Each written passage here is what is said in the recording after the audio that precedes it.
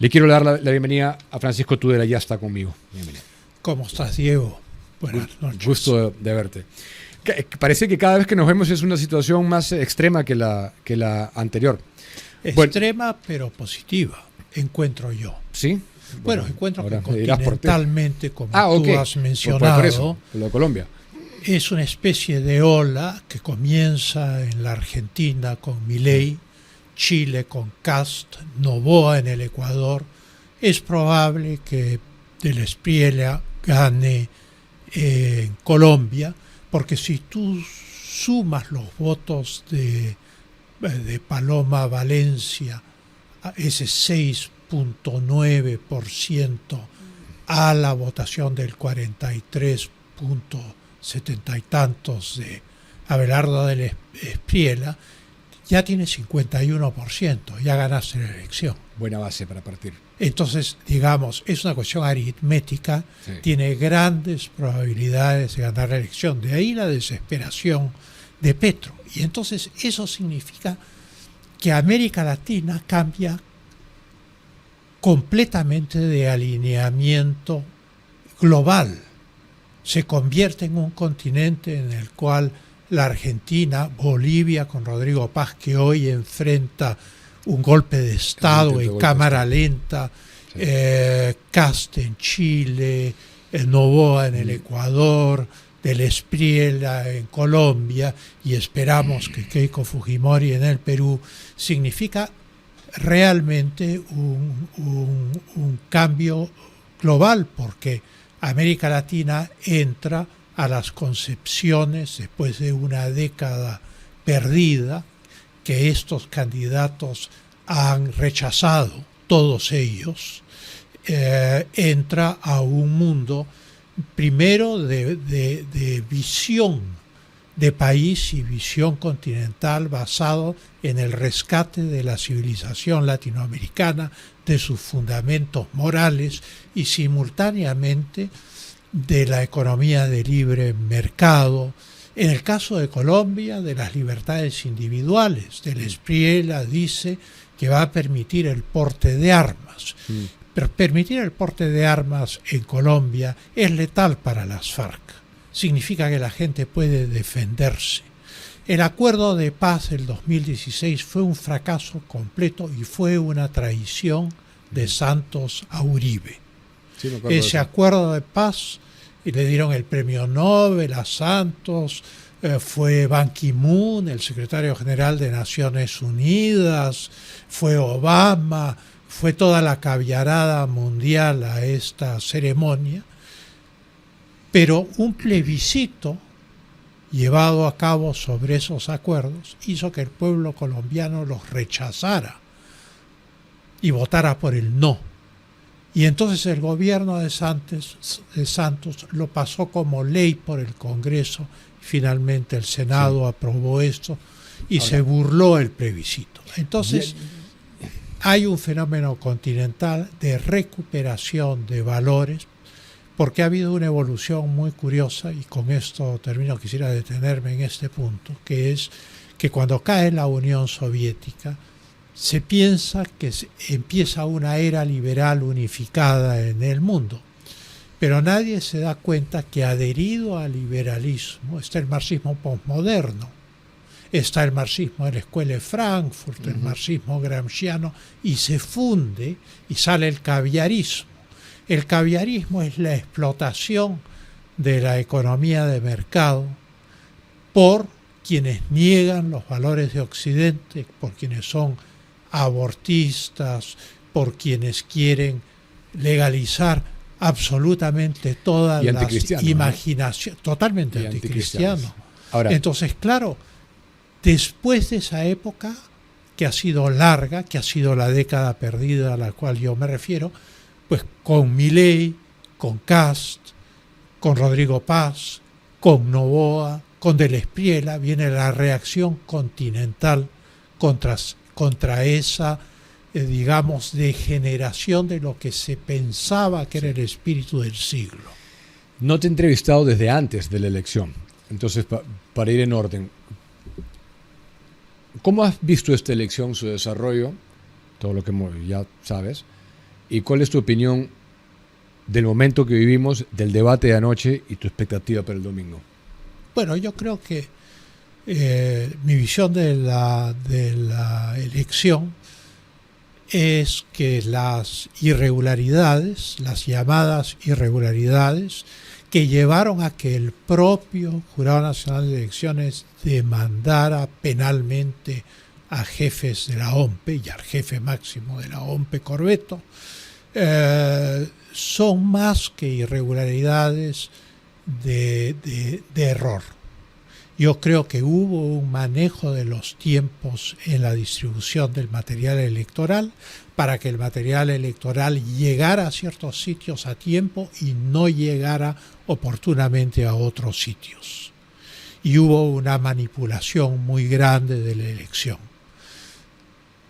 Sin embargo, el Jurado Nacional de Elecciones ha decidido que todo está bien, que los resultados que tenemos son los resultados y por lo tanto hay que mirar hacia adelante.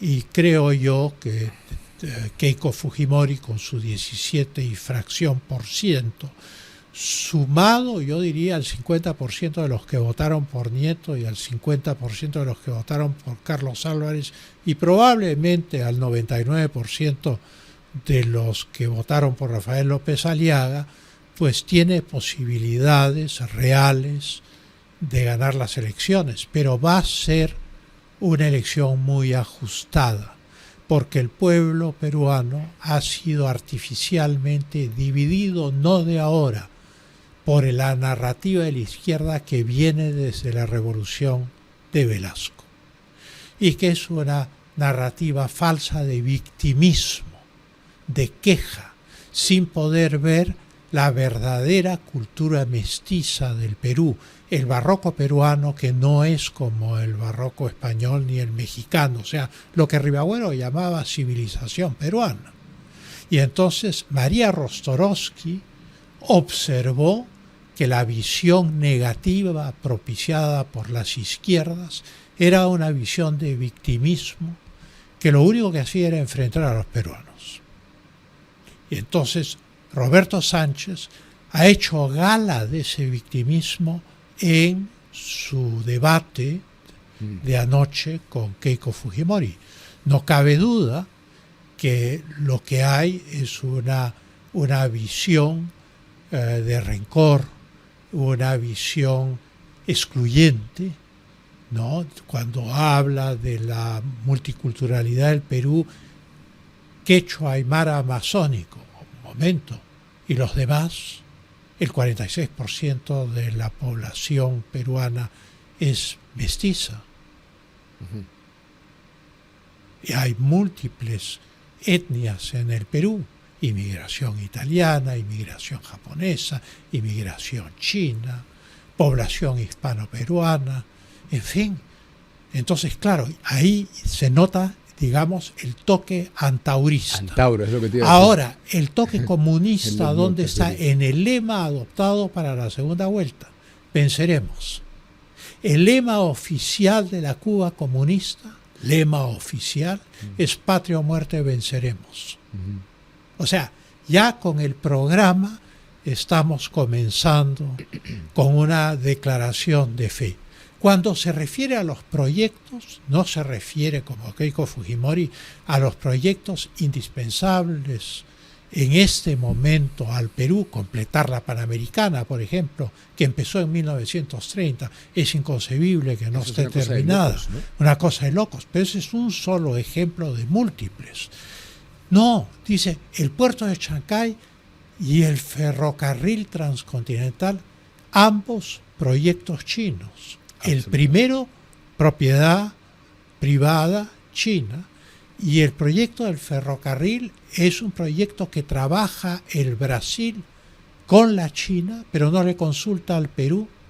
Sin embargo, es obvio que si se hace ese ferrocarril y el gobierno del Perú acepta los términos que proponga la China y el Brasil, pues tendrá que asumir el mayor costo, porque el mayor recorrido es a través de es un recorrido muy difícil a través de la ceja de selva peruana, la ceja de selva peruana y la cordillera de los Andes. Eso tiene un costo titánico. Y lo harían los chinos. Bueno, ese es el proyecto de Lula y los chinos. No nos han preguntado, pero ahí está el proyecto a favor del cual se pronuncia Sánchez, a pesar de que a los peruanos no nos han preguntado. Sí, de loco. Es raro que no sepamos nada de Balcázar, ¿no? Brilla por su ausencia, es como si no hubiera nadie en la presidencia para Debe estar en el Club Nacional. El Club Nacional, con su corbata ahí muy rimbombante. Entonces tú, y ahora vamos al debate anoche. ¿A ti te ha generado algo el debate? Sí. Primero me ha parecido que Keiko era seria, que tiene un programa coherente en el campo de la salud, en el campo de la educación, en el campo de la obra pública, que es indispensable. O sea, representa una visión de un Perú ordenado. Tal vez debió combatir más a Sánchez, pero hay que hacer la siguiente reflexión de estrategia política.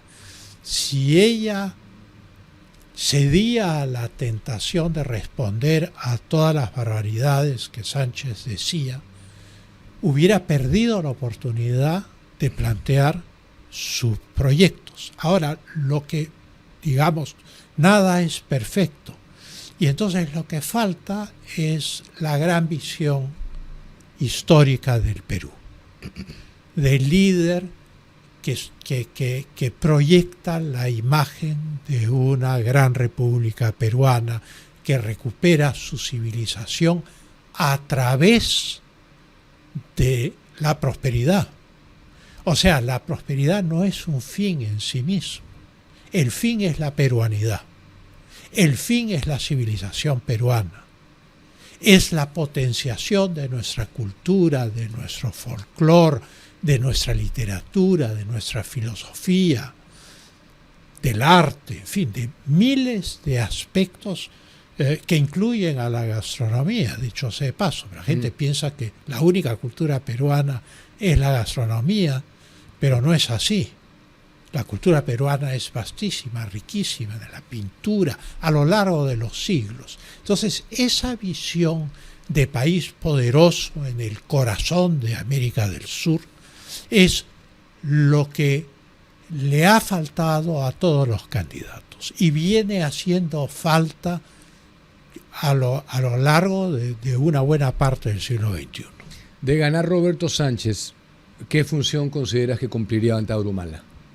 Yo creo que sería muy importante, porque es evidente que en el debate a todas las menciones de su alineamiento con Antauro Humala no contestó. Cada vez que se mencionaba, no contestaba. Eso significa que está fuertemente aliado con Antauro Humala. ¿Qué es Antauro Humala? Antauro Humala es el autor de un libro que se llama Etnocacerismo, que lo he leído, y que es nacionalsocialismo, es un nazi-indigenismo. Incluso habían las propuestas iniciales en la elección del 2006 de ciudadanos de primera categoría, de ciudadanos de segunda categoría, dependiendo de su identidad étnica. Todas esas barbaridades están contenidas en este libro. Los nazis querían regresar a un hipotético paganismo germano. Querían abolir el derecho romano en Alemania. Antauro quiere inventar en el fondo una religión tahuantinsuyana, igual que los nazis en Alemania. Quiere volver a un mundo pagano de los apus, de las ofrendas a la tierra, de los chamanes. Entonces son sorprendentes las analogías entre el antaurismo y el nacionalsocialismo autárquico de Ollanta Humala. Y entonces eso lo toma Sánchez, porque, por ejemplo, nacionalizar empresas como la Compañía Peruana de Teléfonos es un acto de autarquía. Probablemente tenga varias empresas que fueron públicas en la mira para sus nacionalizaciones.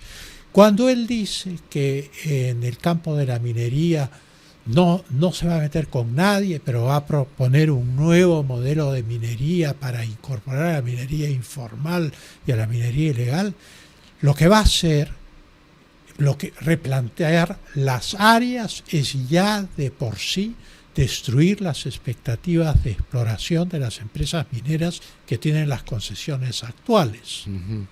Reducir los plazos de explotación de las minas de 30 a 15 años implica que se reduce el horizonte de inversión en la mina.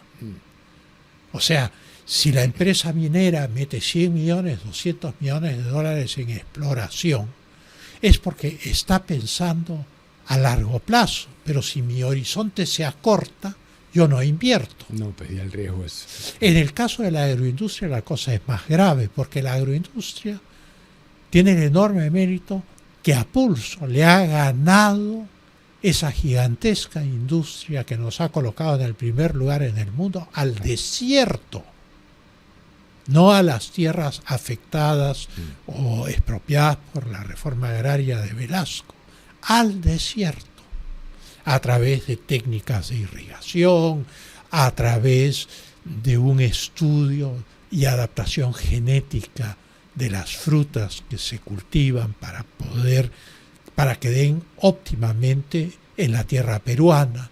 Esta lucha contra el desierto, ¿qué va a ser? Expropiada, va a ser legislada, va a ser como hizo el gobierno de Sagasti, va a poner una legislación laboral que funciona para la industria con personal estable, pero no funciona para la agroindustria que tiene contrataciones para la cosecha, contrataciones para el empaque por temporadas. Entonces, evidentemente estamos confrontando en el programa de Sánchez, de Roberto Sánchez, la destrucción del Perú por los peruanos. Y además su programa es el Plan Inca de Juan Velasco Alvarado, es el programa del primer García del 85 al 90. O sea, tercer intento para fracasar de la misma manera.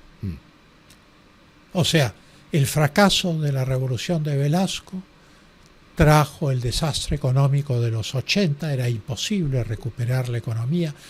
La informalidad fue la estampida de la provincia sobre Lima por el fracaso de la reforma agraria, y las calles de Lima, de Arequipa se llenaron de informales que eran el tercio superior del campesinado. Entonces, vamos a repetir estas experiencias. Tú has mencionado lo de la Compañía Peruana de Teléfonos. Cuando yo era estudiante, durante la Revolución Peruana en los años 70, en la universidad, yo descolgaba el teléfono y lo ponía descolgado junto a mí mientras seguía haciendo mis apuntes de los libros de derecho y esperaba unos 15 o 20 minutos hasta que me diera línea. Eso mi generación lo recuerda. Eso es impensable para la generación de los poseedores de un celular. La mayor parte de la gente tiene celulares, no telefonía fija. Entonces, claro, es un anacrónico, quiere volver a esquemas que fracasaron de manera horrorosa. Conseguir un teléfono en los años 70 costaba $1,000 y estaba prohibido tener dólares. Yo no comprendo el programa de Sánchez. Y está Castillo. Y Sánchez estuvo en Palacio durante el golpe de Estado. Y se fue al Congreso cuando se convocó la sesión del Congreso. Cuando el general Williams era presidente del Congreso y tuvo la reacción inmediata de convocar al Congreso. Y se abstuvo de condenar a Castillo. Sin embargo, después, cuando la Fiscalía lo cita a declarar, dice que él estaba muy fastidiado y que estaba totalmente en contra del cierre del Congreso. Bueno, si está totalmente en contra del cierre del Congreso, ¿por qué no votó a favor de la vacancia de Castillo?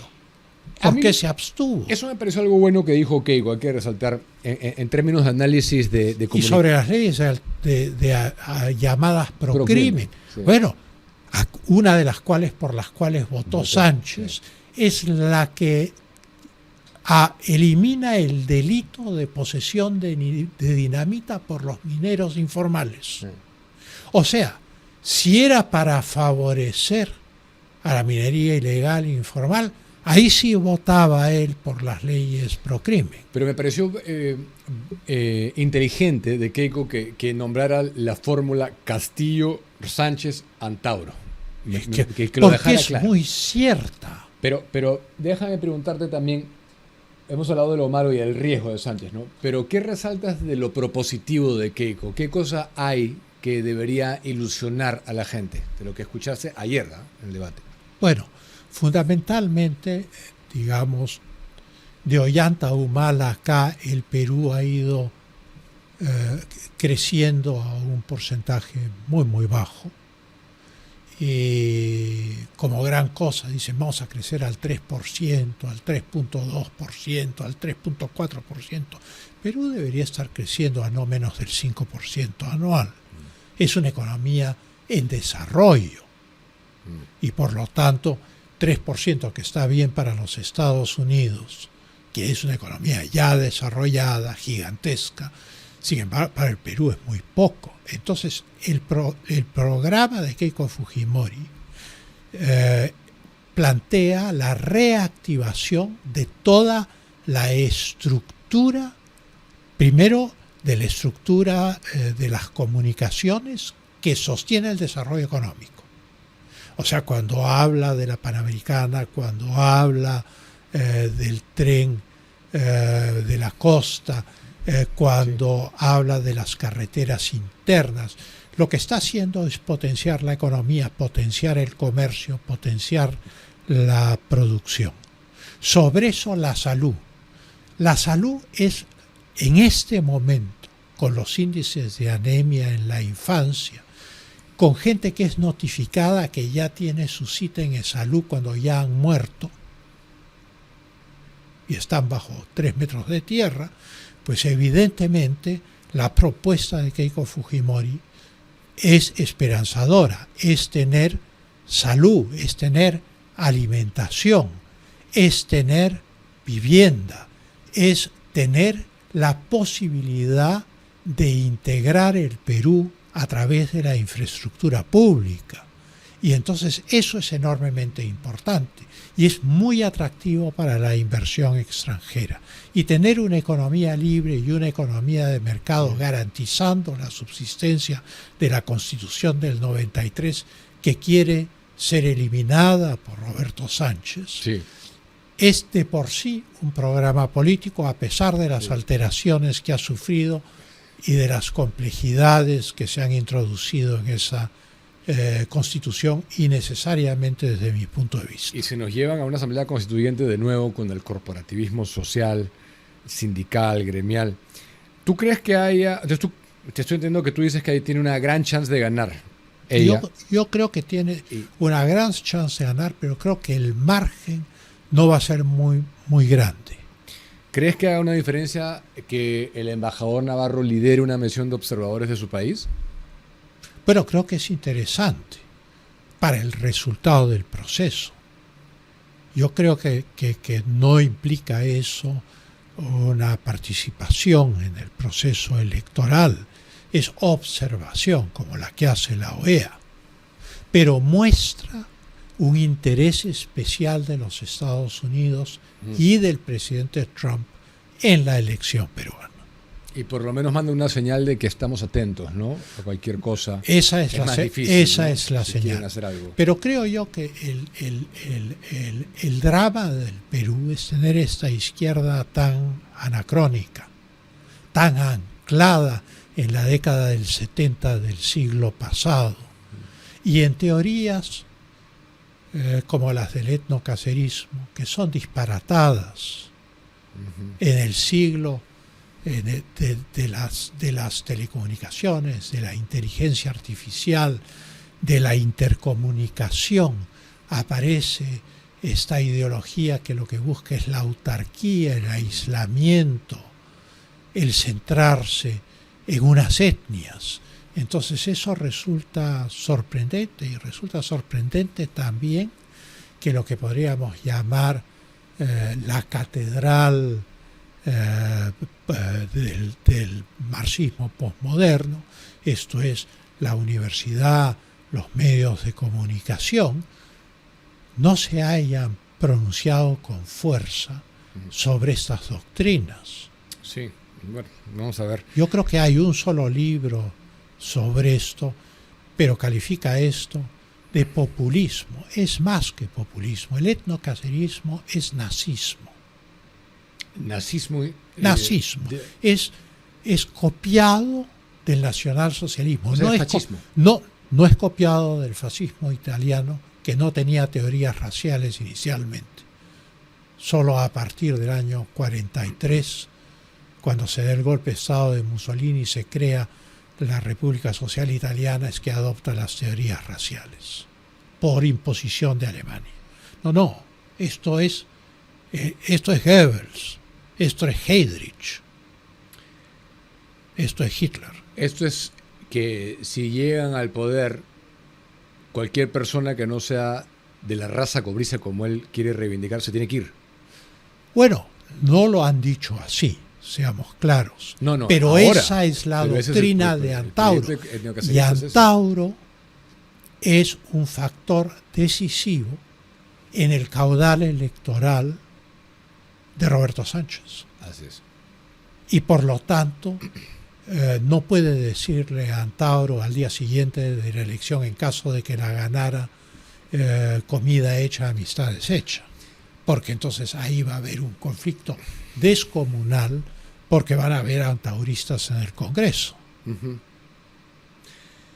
Apartándonos brevemente de coyuntura, te cuento que la semana pasada o antepasada hice un recuento histórico del Perú desde su fundación, de la poca estabilidad que hemos tenido, de los periodos, etcétera, lo cual me hace invitarte a una reflexión.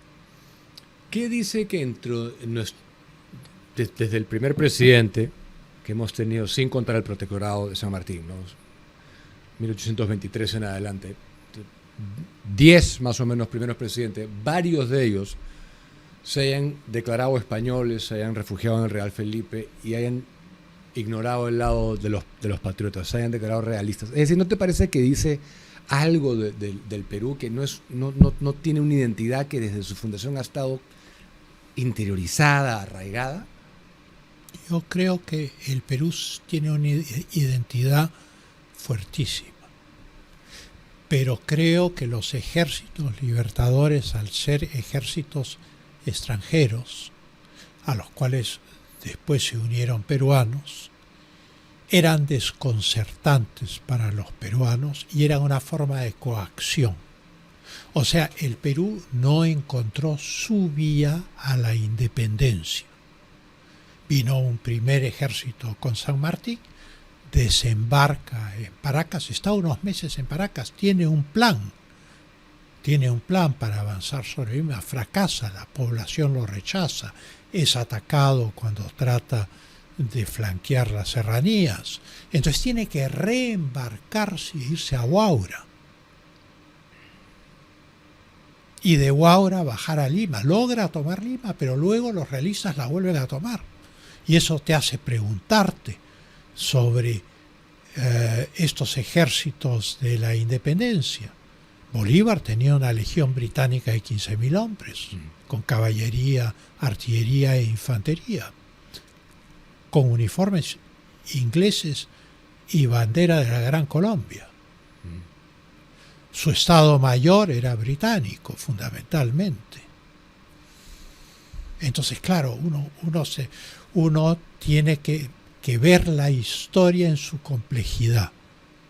Nosotros, en primaria, nos enseñaban una historia que era la independencia, los peruanos contra los españoles.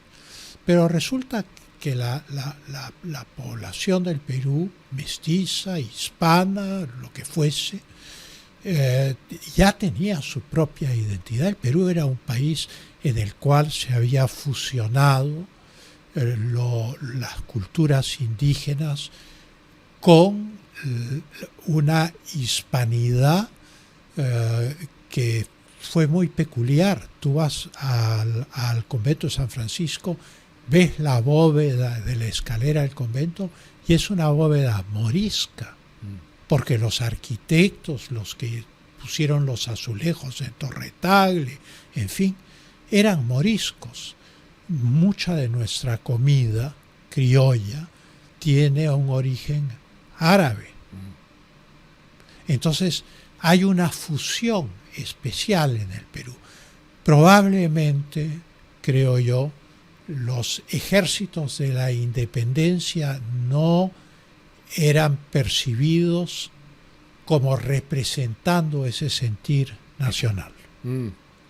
Entonces, la etapa de la independencia es una etapa que creo que hoy está siendo investigada por los historiadores con mucha intensidad y se está publicando la correspondencia y los libros de los actores políticos de esa época, porque resulta que la narración escolar, que presenta una especie de cosa homogénea, no es homogénea. Cuando capitula el ejército real en Ayacucho, las tropas son peruanas, parte de la oficialidad es peruana. A los quienes se llaman los capitulados son todos los oficiales españoles que ya están casados con peruanas y que deciden no volver a España, se quedan en el Perú. ¿Pero nos hubiera ido mejor como monarquía constitucional? Creo que no nos hubieran dejado ser una monarquía constitucional. México intentó con Iturbide y luego con Maximiliano, y en el fondo los norteamericanos decidieron que ese modelo no podía continuar. La doctrina Monroe conlleva una visión constitucional norteamericana y la declaración de Lord Canning en Inglaterra reconociendo a las repúblicas de América es muy interesante, porque dice: invoco a las repúblicas de América para restablecer invoco a las repúblicas del Nuevo Mundo para restablecer el equilibrio de poder en el viejo mundo. Esto es para que España pierda su imperio y restablecer el equilibrio de poder en Europa. Entonces, para Inglaterra era vital.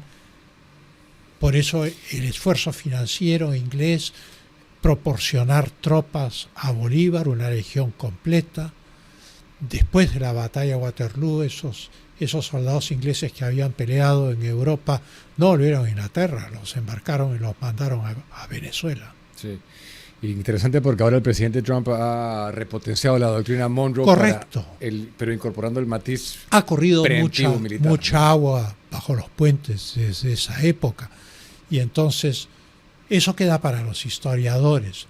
Pero la inestabilidad peruana es porque se imitan los peores modelos europeos, que son los jacobinos o los napoleónicos.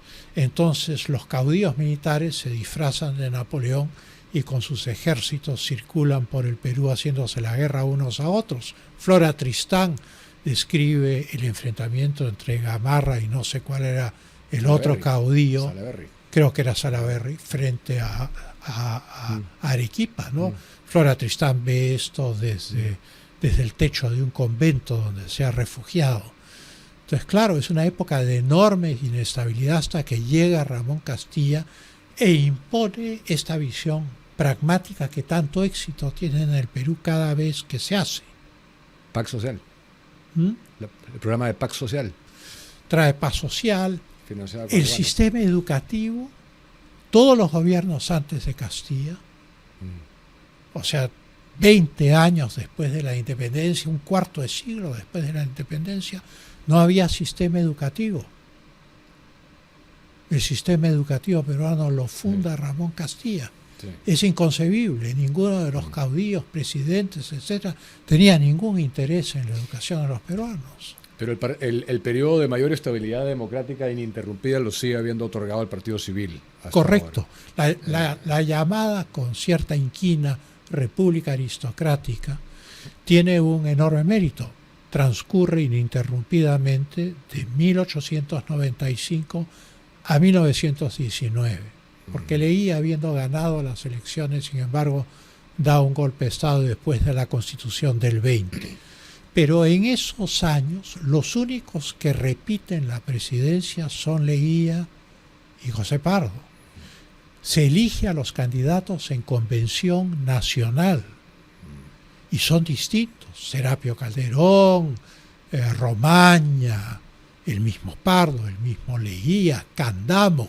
Entonces, no es un régimen de caudillos, es un régimen de partidos. O sea, el Perú, el Partido Civil es el primer partido organizado de la historia del Perú. El segundo probablemente es el APRA. Muchas gracias. Muchas gracias, Diego, por la invitación. Un gusto de verte. Y esperemos que este domingo no se eche todo por la borda. Espero que no. Yo personalmente he decidido ya mi voto por Keiko Fujimori. O sea, para mí es inconcebible votar para regresar a una revolución peruana de los años 60 y 70 que yo viví entre segundo y media y cuando terminé la universidad. Y tampoco volver al primer gobierno de García y la destrucción de todo lo que quedaba. La verdad es que elegir a Sánchez es volver a eso. De acuerdo. Gusto verte. Igual. Gracias por estar acá.